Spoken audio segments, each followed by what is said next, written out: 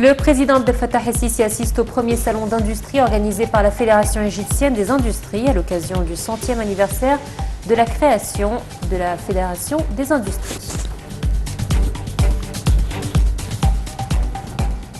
Le chef de la diplomatie Samar Chokri participe aux réunions préparatoires du Conseil de la Ligue arabe au niveau des ministres des Affaires étrangères à Alger. La croissance européenne semble avoir mieux résisté que prévu au cours de l'été à la crise de l'énergie et la guerre en Ukraine.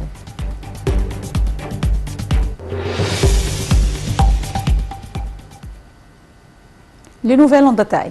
À l'occasion du 100e anniversaire de la création de la Fédération des industries, le président Abdel Fattah el-Sisi a assisté au premier salon d'industrie organisé par la Fédération égyptienne des industries au centre des conférences d'El Manara. Le forum international et salon de l'industrie se tiendra sous les auspices du président Abdel Fattah el-Sisi du 29 au 31 octobre au centre des congrès d'El Manara.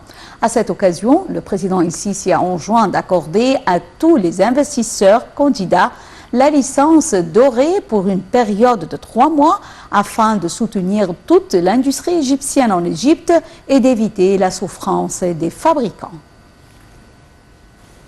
Le président Abdel Fattah el-Sisi a assisté samedi à l'inauguration du premier forum et salon internationaux de l'industrie qu'organise la Fédération des industries égyptiennes dans le centre des conférences d'Al Manara à l'occasion du 100e anniversaire de la fondation de la fédération. Ont assisté au forum le Premier ministre Dr Mostafa Madbouli et nombre de ministres. L'industrie et le commerce en Égypte connaît un élan positif, construction de 7000 km de nouvelles routes, développement et construction de voies ferrées avec une extension de 10 000 km, construction du nouveau canal de Suez, outre développement de 12 ports maritimes et 3 ports terrestres pour un coût de 129 milliards de livres égyptiennes, parmi d'autres, selon un film documentaire. En 2016, les bases de la renaissance industrielle de l'Égypte ont été posées grâce au programme de réforme économique pour restructurer l'économie. D'après le documentaire faisant état de l'augmentation du PIB en 2021 à plus de 400 milliards de dollars, soit le double depuis 2017. La Fédération des industries égyptiennes est indépendante pour la première fois de son histoire à l'époque du président Abdel Fattah el-Sisi. C'est ce qu'a affirmé le chef de la fédération, Mohamed el-Souidi, dans une allocution prononcée lors du premier forum et salon internationaux de l'industrie. Les législations et lois ont changé à l'époque du président el-Sisi, permettant à la Fédération des industries d'être indépendante et de devenir un partenaire direct de l'État égyptien, a-t-il précisé. Le président el-Sisi a inauguré par visioconférence 64 projets dans le cadre de l'initiative nationale de développement de l'industrie égyptienne, EBDA. Le président a également inauguré par visioconférence une usine d'expansion des pompes et des moteurs électriques. L'État est prêt à entrer en partenariat avec les investisseurs en ce qui concerne les projets liés à l'initiative nationale de développement de l'industrie EBDA. C'est ce qu'a affirmé le président el-Sisi, ajoutant que l'État a pour objectif d'encourager et de rassurer les industriels.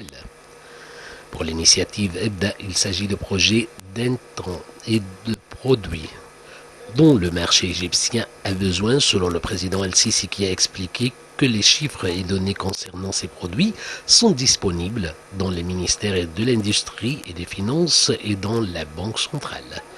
L'État vend de l'énergie, qu'il s'agisse au gaz ou de l'électricité aux investisseurs, à des prix inférieurs au marché, a poursuivi le président el-Sisi, notant que si l'électricité est tarifiée à ses prix réels, les chiffres se multiplieront 10 fois et que cela ne se produira pas. Les défis et les crises génèrent les opportunités si nous sommes prêts et avons la volonté, selon le chef de l'État qui a indiqué qu'il tenait à la stabilité. Des fonds d'environ 1 trillion de livres égyptiennes seront versés pour l'initiative Vie décente, a indiqué le président el-Sisi. Le président el-Sisi a ordonné d'accorder la licence dorée à tous les investisseurs candidats pour une période de 3 mois.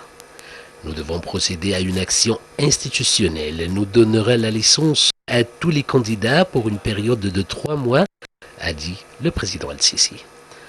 Nous ne voulons pas que vous souffriez et nous coopérerons ensemble pour faire progresser l'Égypte, a-t-il ajouté, précisant que la licence dorée de 3 mois sera donnée à tous les candidats.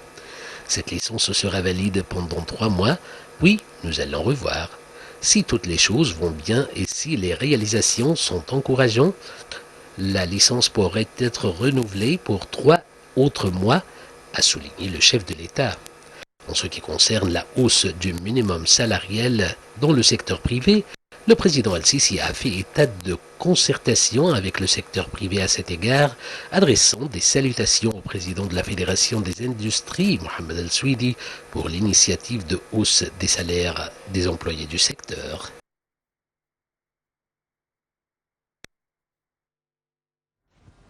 Et en marge du premier salon d'industrie, le président Abdel Fattah el-Sisi a reçu des représentants de la Ligue des hommes d'affaires du Qatar, dirigée par le cheikh Faisal Ben Qassem el-Thani. Au cours de la rencontre, le président el-Sisi a affirmé la volonté de l'Égypte de développer les relations de coopération économique et commerciale avec la communauté des hommes d'affaires et des entreprises du Qatar, ainsi que le développement d'investissements conjoints afin de contribuer à soutenir le processus de développement économique dans les deux pays frères. Le président el-Sisi a également souligné les opportunités d'investissement prometteuses en Égypte, notamment dans les secteurs des énergies renouvelables, de l'agriculture, de l'industrie et des mines. Pour leur part, les chefs et les représentants d'entreprises qataris ont affirmé leur souhait d'intensifier la coopération avec l'Égypte pour atteindre les intérêts communs des deux parties, tout en examinant leurs projets d'investissement en Égypte ou l'expansion de leurs projets existants dans les divers domaines. Le ministère de l'Intérieur poursuit ses campagnes quotidiennes pour le contrôle des prix des produits de première nécessité sur les marchés et pour lutter contre le monopole et la mise en cachette de produits et la vente des marchandises à des prix plus élevés que le prix officiel. Au cours des dernières 24 heures, le ministère de l'Intérieur a saisi 521 caisses d'approvisionnement, s'élevant à plus de 142 tonnes de produits alimentaires et non alimentaires. En ce qui concerne la confiscation des marchandises subventionnées, plus de 17 tonnes et demie ont été saisies. En outre, 124 tonnes et demie de produits ont été saisis, et ce, dans le domaine de la non-annonce des prix de biens afin de les vendre plus cher que le prix officiel des denrées alimentaires et non alimentaires. En ce qui concerne les affaires de boulangerie, 723 caisses ont été saisies, dont 240 affaires de pain d'insuffisance pondérale et 176 caisses du pain non conformes aux normes de qualification.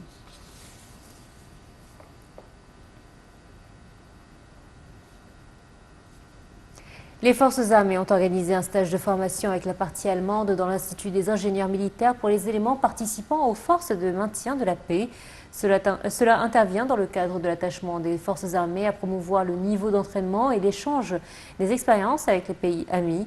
Il s'agit de la formation des ingénieurs militaires sur les moyens de découvrir et de désactiver les engins explosifs improvisés à l'aide des méthodes scientifiques récentes. Le chef de la diplomatie, Sameh Choukri, a participé aujourd'hui aux réunions préparatoires du Conseil de la Ligue arabe au niveau des ministres des Affaires étrangères en prévision de la 31e session du sommet arabe les 1er et 2 novembre à la capitale algérienne. La réunion abordait les principaux sujets inscrits à l'ordre du jour pour ce sommet.